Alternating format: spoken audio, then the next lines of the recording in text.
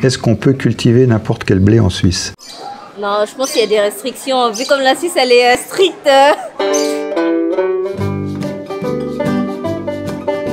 Bonjour, je m'appelle Dario Fossati, je suis sélectionneur de blé ici à l'agroscope de Changin, où on sélectionne du blé depuis plus de 120 ans. Alors aujourd'hui, je me réjouis de voir un peu ce que c'est le grand public ou ce que pense savoir le grand public du blé, de la sélection du blé. Alors on va voir la première question. Quelles conditions sont nécessaires pour cultiver du blé en Suisse? De l'eau, du soleil, la terre, voilà. Des vitamines dans la terre, bon, ça ne pousse pas, voilà. Le soleil, parce que si on n'a pas ça là, il n'y a rien. Voilà. Et le vent aussi, ça doit bien aider le vent aussi, hein. C'est les ventilés un peu. Hein. Je pense déjà du soleil, de l'eau. Pour cultiver du blé, il faut d'abord labourer le terrain, il faut le hercer, il faut le semer et puis attendre que ça pousse. De l'eau, ouais, de l'eau, du soleil, ouais. Une bonne terre, oui, aussi, oui. Ouais, c'est du bon sens.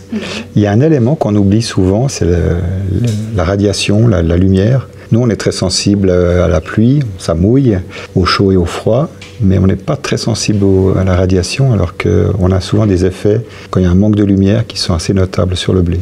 Bon, tout est dit. Alors après, il faut que la variété soit adaptée aux conditions suisses. C'est là qu'on intervient, dans le sens en sélectionnant les variétés les plus adaptées à nos conditions. On passe à la prochaine. Je suis impatient. D'où viennent les semences de blé utilisées par l'agriculture suisse? Est-ce qu'ils ne vont pas récolter et garder une certaine quantité de grains pour les consommer? Pour planter, ouais. La Suisse? L'Ukraine. Ouais, la Russie, ouais, voilà. Alors moi j'ai peur que ça ne vienne pas tout de Suisse. Oui. Que c'est un peu génétiquement programmé ou comme ça. Oui, alors effectivement, en Suisse, on a une situation très favorable, dans le sens qu'on pourrait produire assez de blé pour notre autoconsommation.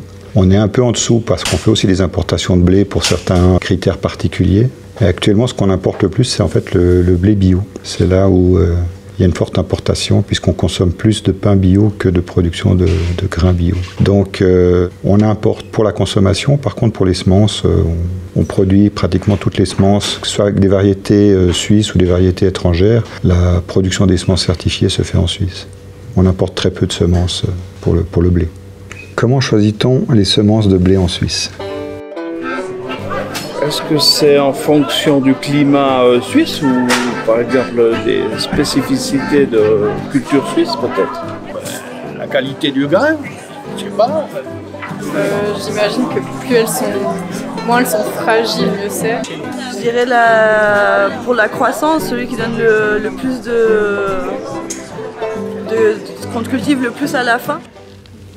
Oui, c'est intéressant parce que presque tout a été dit. Il y a les stress qu'on dit abiotiques, hein, donc tout ce qui est environnement, résistance au sec, au froid, à l'excès d'eau, au manque d'eau, qui sont des éléments de sélection, bien sûr. Il y a une chose qui a été moins dite, c'est la résistance aux maladies fongiques en particulier en Suisse, où toute une énorme partie de notre sélection c'est de travailler pour avoir des plantes résistantes aux maladies. Et puis la qualité du grain, c'est un autre facteur très important dans notre programme de sélection, c'est avoir des blés qui ont la qualité boulangère qui est requise en Suisse, et c'est plutôt des critères très élevés, là. Même au niveau européen, c'est des qualités qui sont reconnues à l'étranger.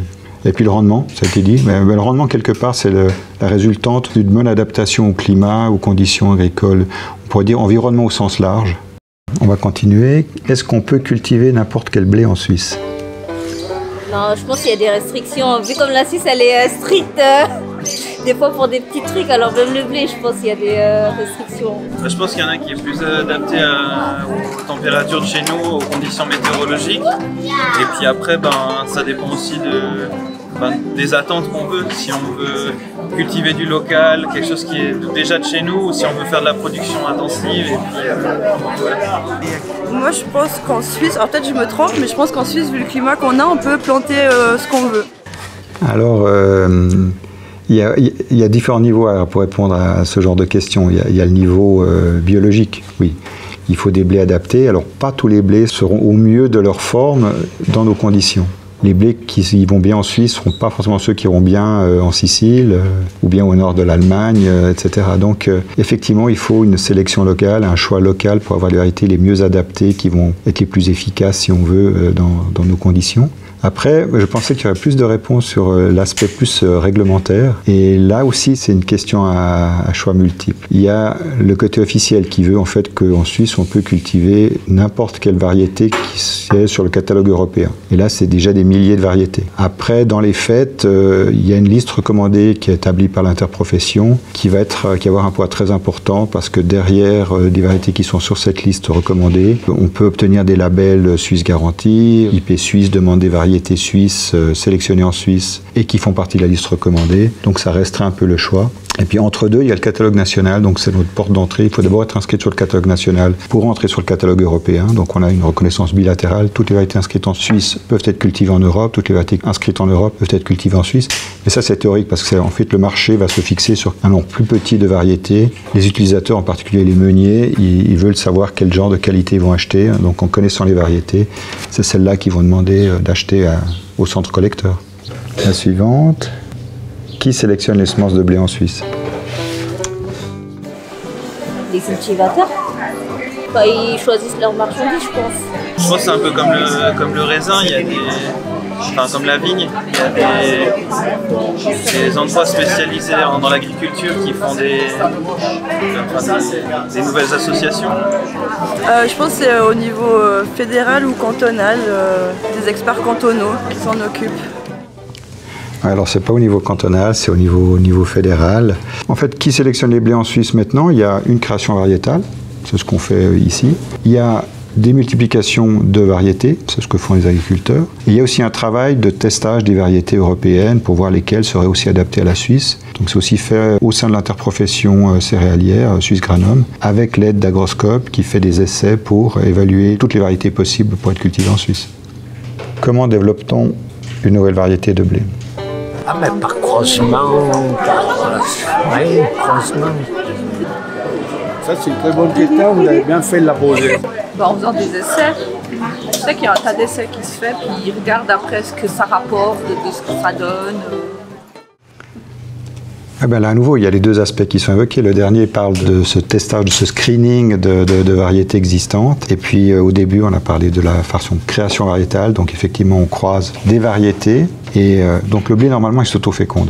Pas de façon aussi stricte que ça. Il y a toujours un petit pourcentage de fleurs qui vont être fécondées par un pollen qui vient d'une autre fleur. Alors ça peut être d'une autre fleur du même épi, ça ne change pas grand-chose.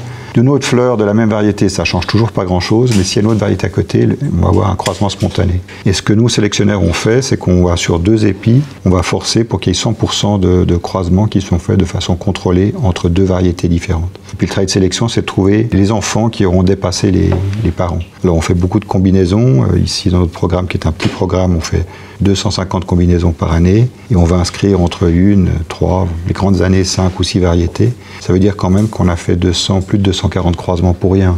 Donc c'est aussi un jeu de nombres pour trouver les croisements qui sont intéressants et dans ces croisements, les enfants qui sont les plus intéressants. Les variétés anciennes de blé sont-elles meilleures que les nouvelles? C'est de l'utopie de croire que les anciennes variétés sont meilleures.